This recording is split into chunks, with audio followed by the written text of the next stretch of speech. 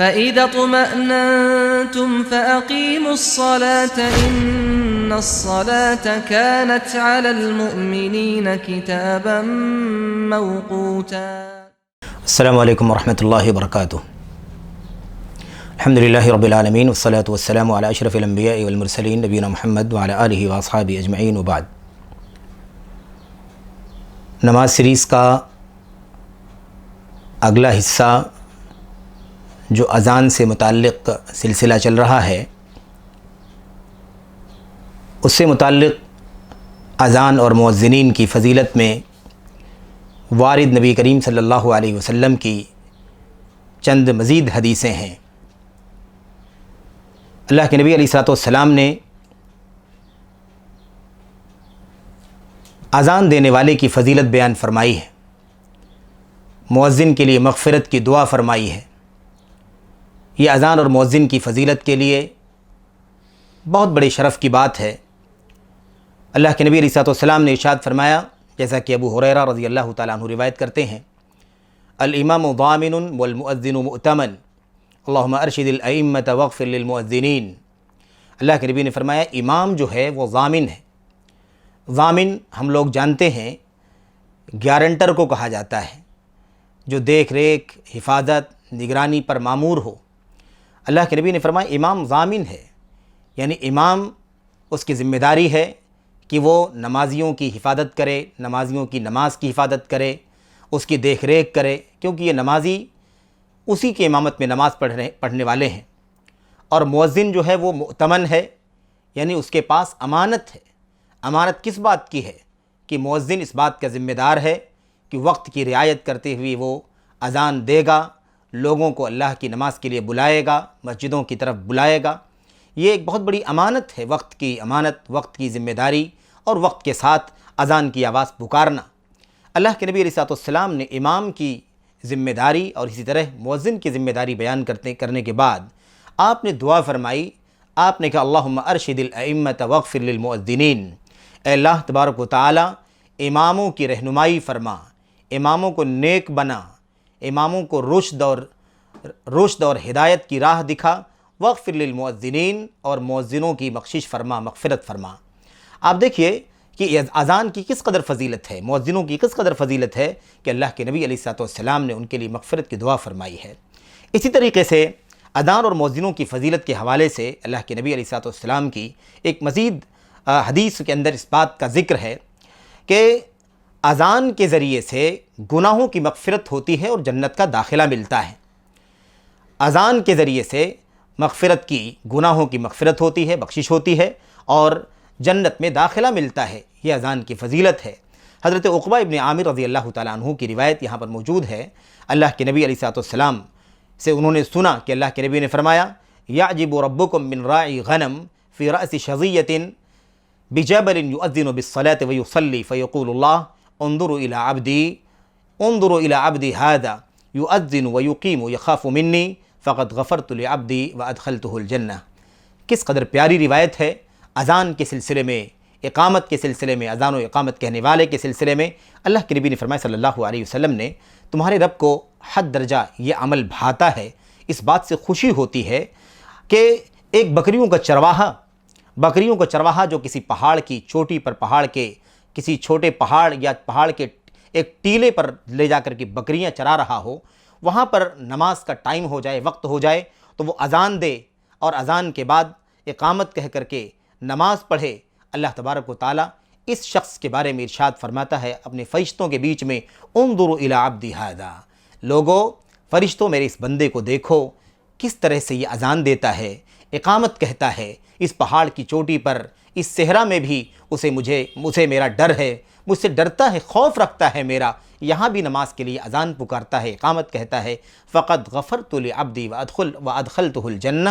میں نے اپنے بندے کو بخش دیا اور اسے جنت میں داخل کر دیا۔ آپ سوچیں کہ یہ پہلو اللہ کے دین میں کس قدر عظیم ہے کہ آدمی تنہائی میں ہو، صحرا میں ہو، جہاں بظاہر کوئی دیکھنے والا نہ ہو، ایسے موقع پر اللہ تبارک و تعالیٰ کی بندگی اور عبادت اللہ عز و جل کو کس قدر پسند ہے۔ تو اذان دینا، اقامت کہنا، اس صحرا کے اندر بکری کے چرواہے کے ذریعے سے اللہ کے نبی نے فرمایا کہ فرشتوں اس میرے بندے کو دیکھو، اللہ کا ڈر میرا ڈر اسے کس قدر ہے کہ یہاں بھی وہ اذان دیتا ہے، اقامت کہتا ہے، نماز پڑھتا ہے، اس لیے میں نے اسے بخش دیا اور اسے جنت میں داخل کر دیا۔ تو یہ فضیلت ہے اذان کی، اذان دینے والے کی، اور ایسے حالات میں، ایسے موقعوں پر اذان دینا اور زیادہ فضیلت کی چیز ہے، اقامت کہنا فضیلت کی چیز ہے۔ ایسے ہی نبی کریم صلی اللہ علیہ وسلم نے خصوصیت کے ساتھ، اور یہ فضیلت ان لوگوں کے لیے خاص طور پر ہے جو اذان کے کام میں لگے ہوئے ہوں، یعنی مؤذن ہوں، اقامت کہتے ہوں، اسی مشن پر لگے ہوئے ہوں، مثال کے طور پر ان کے لیے خاص طور پر یہ فضیلت کی بات ہے۔ اللہ کے نبی علیہ الصلوۃ والسلام نے ارشاد فرمایا کہ جو شخص 12 سالوں تک اذان دے گا اس کے لیے جنت واجب ہو جائے گی۔ 12 سالوں تک اذان دینے والے کے لیے جنت واجب ہو جائے گی۔ صحیح روایت میں حضرت عبداللہ ابن عمر رضی اللہ تعالیٰ عنہ نے اللہ کے نبی علیہ الصلوۃ والسلام سے روایت کیا ہے کہ اللہ کے نبی نے فرمایا من اذن 12 سنة وجبت له الجنہ، جو شخص 12 سال تک اذان دیتا رہے گا اس کے لیے جنت واجب ہے۔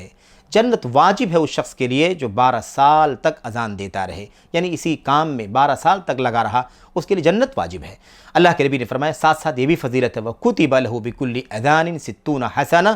اور اس کے نام عمل میں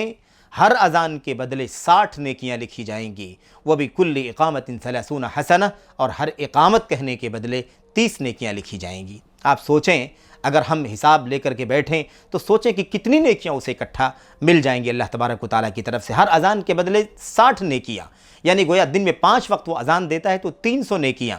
اذان کے عوض میں اللہ تبارک و تعالیٰ کی طرف سے، اور 30 نیکیاں اقامت کہنے پر۔ آپ سوچئے 150 نیکیاں، یہ 450 نیکیاں اسے یوں ہی ملیں گی۔ اللہ تبارک و تعالیٰ نے ارشاد فرمایا کہ اس کے لیے 12 سال تک اگر وہ اذان دیتا رہے گا، اس کام میں لگا ہوا ہے، تو اسے یہ فضیلت حاصل ہے کہ وہ اللہ تبارک و تعالیٰ کی فضل و کرم سے جنت واجب کر لے گا۔ اللہ کے نبی علیہ الصلوۃ والسلام کی یہ صحیح روایت ہے جسے علامہ البانی رحمۃ اللہ علیہ نے اور دیگر محققین نے اپنی کتابوں میں صحیح قرار دیا ہے۔ الغرض تو یہ ہے اذان دینے والے کا مشن اور اس کی فضیلت، اذان کی فضیلت، اس لیے اس کی تحقیر نہ کی جائے، اس کی تنقیص نہ کی جائے، اسے معمولی نہ سمجھا جائے۔ ایسے ہی اللہ کے نبی علیہ الصلوۃ والسلام نے مؤذنوں کے بارے میں ارشاد فرمایا کہ مؤذنین جو ہیں یہ اللہ کے نہایت ہی چنندہ اور پسندیدہ بندے ہیں، اللہ کے خیار بندے ہیں۔ اللہ کے نبی نے فرمایا صلی اللہ علیہ وسلم نے ان خیار عباد اللہ الذین یراعون الشمس والقمر والنجوم لذکر اللہ، اللہ تبارک و تعالیٰ کے نہایت ہی پیارے بندے وہ ہیں، چنندہ بندے وہ ہیں، اچھے بندے وہ ہیں جو اللہ کے ذکر کے لیے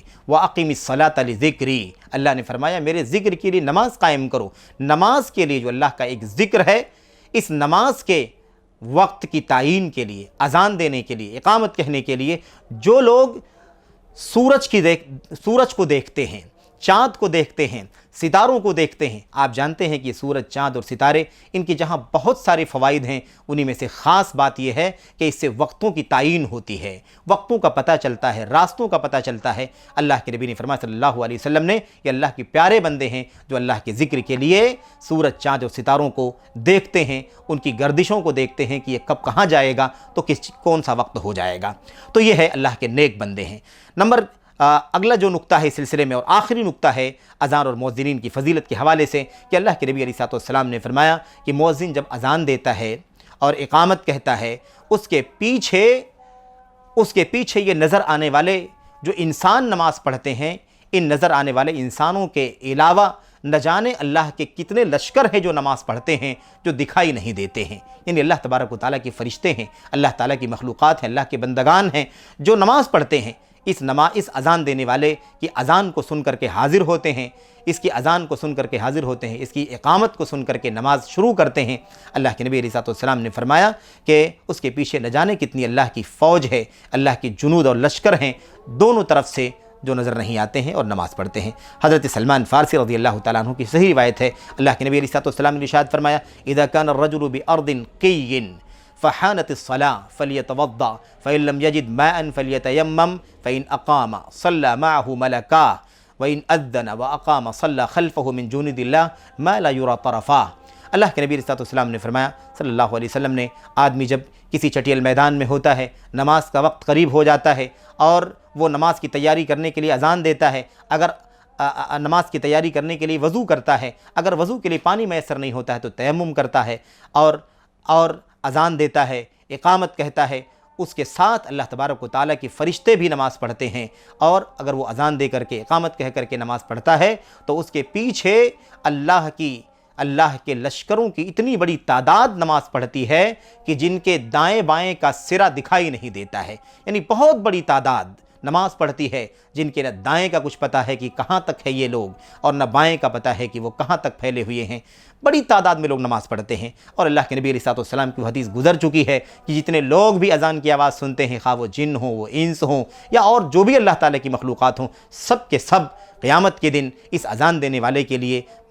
شہادت دیں گے، گواہی دیں گے کہ اس نے اللہ کی بڑائی کی آواز بلند کی ہے، اللہ کے نبی علیہ السلام کی رسالت کی گواہی کی آواز بلند کی ہے۔ تو یہ ہے فضیلت۔ اللہ تبارک و تعالیٰ سے ہم دعا کرتے ہیں کہ اللہ عز و جل ہمیں اذان کی اور ایسے ہی اقامت کی اور ایسے ہی مؤذن کی اور اقامت کہنے والے کی فضیلت سمجھنے کی توفیق عطا فرمائے، اور ہمیں بھی موقع ڈھونڈ کر کے اس نیکی میں حصہ بٹانے کی توفیق عطا فرمائے۔ ہم نے جیسا کہ عرض کیا، بسا اوقات ایسا لگتا ہے کہ لوگ اس کام کو حقیر سمجھتے ہیں، یا اس کام کے کرنے والوں کو بسا اوقات ہلکا اور معمولی کام کرنے والا سمجھتے ہیں۔ یہ نہیں ہونا چاہیے۔ اللہ تعالیٰ سے دعا ہے کہ اللہ عز و جل ہمیں ان فضیلتوں کو سمجھنے کی توفیق عطا فرمائے، اور اس نیکی میں بھی اللہ تعالیٰ ہمیں اپنا حصہ بٹانے کی توفیق عطا فرمائے۔ آمین یا رب العالمین۔ والسلام علیکم ورحمۃ اللہ وبرکاتہ۔